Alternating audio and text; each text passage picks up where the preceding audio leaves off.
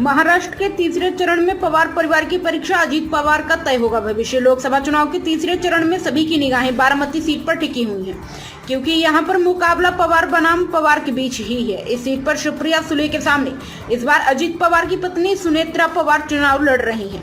अजीत पवार के सियासी भविष्य का फैसला भी इसी चरण में होना है। लोकसभा चुनाव के तीसरे चरण में महाराष्ट्र के बारामती, हातकणंगले, कोल्हापुर, लातूर, उस्मानाबाद, रायगढ़, रत्नागिरी, सिंधुदुर्ग, सांगली, सतारा, माधा और सोलापुर सीट पर 7 मई को वोटिंग है।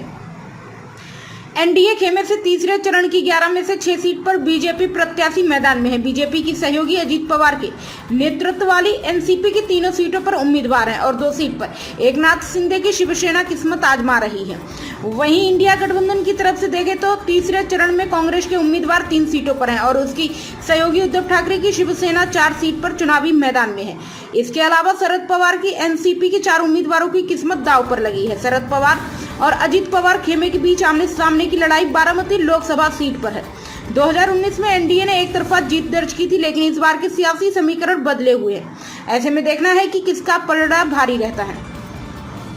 हातकणंगले लोकसभा क्षेत्र में शिंदे गुट की शिवसेना से धैर्यशील माने और उद्धव ठाकरे की शिवसेना से सत्यजीत पाटिल मैदान में है, लेकिन स्वाभिमानी पक्ष से राजू शेट्टी ने उतरकर मुकाबले को त्रिकोणीय बना दिया है। सांगली सीट पर शिवसेना यूबीटी से चंद्रहार पाटिल मैदान में है, तो शिवसेना शिंदे सांसद संजय मांडलिक आमने सामने है।